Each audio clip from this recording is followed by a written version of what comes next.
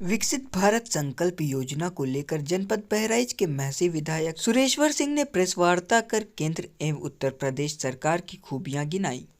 Media से बात करते हुए विधायक सुरेश्वर ने कहा कि प्रधानमंत्री नरेंद्र मोदी जी के नेतृत्व में जिस तरह से देश पूरे विश्व में आगे बढ़ रहा है, ये 140 करोड़ लोगों के लिए गौरव की बात है। उन्होंने कहा कि केंद्र एवं प्रदेश सरकार की तरफ से चलाई जा रही जन कल्याणकारी योजनाओं से आज पूरे देश के लोग लाभान्वित हो रहे हैं। नवजात शिशु से लेकर बुजुर्गों तक के चलाई जा रही योजनाएं गरीबों के सपने को साकार किया जा रहा है। विधायक सुरेश्वर सिंह ने कहा कि जिस तरह से जनपद बहराइच एक अति पिछड़े जनपद की श्रेणी में आता था, ऐसे में सरकार ने अधिक प्रयास करके विकासशील जिले का श्रेणी में लाने का प्रयास किया है।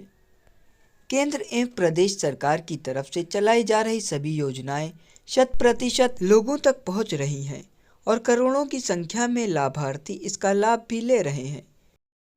यह भारतीय जनता पार्टी का विजन हमारी पार्टी लेकर के चल रही है, जिसके लिए चाहे हमको इसरो के माध्यम से हम चंद्रमा पर गए हों, सूर्य पर जाने का प्रयास कर रहे हैं। ये कल ही हम देखे थे। इन सब के बाद में हम शुक्र ग्रह पर भी जाएंगे और अपना एक उपग्रह वहां हम अपना स्थापित करेंगे।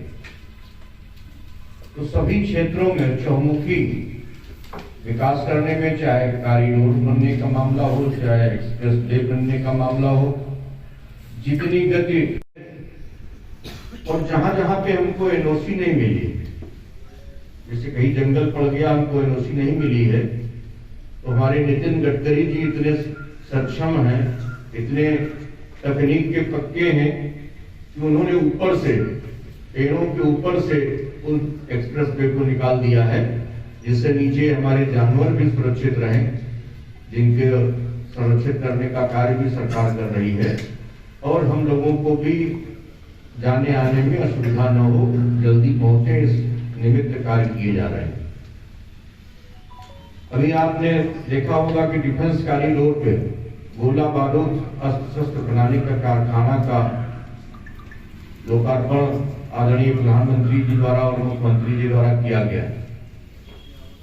उत्तर प्रदेश को हम ले तो 5 मिलियन करोड़ का लक्ष्य भारतीय। राहुल गांधी जी ने भी कहा था कि चौकीदार चोर हैं, तो करोड़ों लोगों ने अपने फेसबुक अकाउंट पे लिखा था कि मैं भी चौकीदार। अब उन्होंने कहा है कि मोदी जी का कोई परिवार नहीं है, तो मोदी जी ने कहा कि हमारा भारत का 140 करोड़ लोग हमारे परिवार के हैं और आप मोबाइल यहीं बैठे जो लोग हैं उनके मोबाइलों में देख लीजिए, तो सबके मोबाइलों में लिखना शुरू हो गया, मैं भी मोदी का परिवार। ये नारा। और ऐसे लोगों को जिनको महिमा मंडित किया गया, चाहे वो अकबर रहे हो, चाहे बाबर रहे हो, तो हमारे लिए न अकबर महान हो सकते हैं, न बाबर महान हो सकते हैं, क्योंकि एक वो आक्रांता के रूप में है।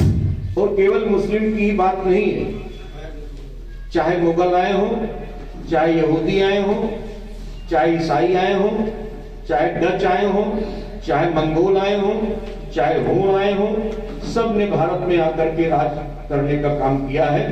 और 7वीं शताब्दी से ही मुगलों ने आना शुरू किया था। परचम तो उनका करके उसको ऑनलाइन कराने का काम किया।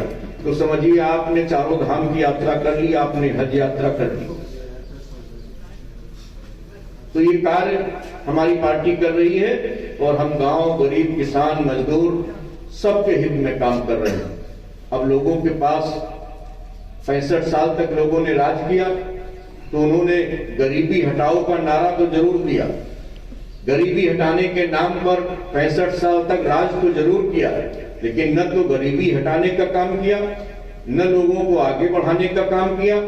हमने लोकसभा और विधानसभा में 33% महिलाओं को आरक्षण देने की भी घोषणा की है। वो तो 27 से लागू होगा या 29 से लागू होगा, परसिमन के बाद में। लेकिन उसके पहले ही आप देखिएगा कि टिकट में हम ये प्रयास करेंगे, हमारी पार्टी ये प्रयास करेगी कि जो हमारी दृष्टि है, जो हमारा संकल्प है, उस संकल्प को हम पूरा कर सकें और अपनी महिलाओं को, अपनी बेटियों को, अपनी बहनों को आगे बढ़ाने का काम करें। आपने देखा होगा कि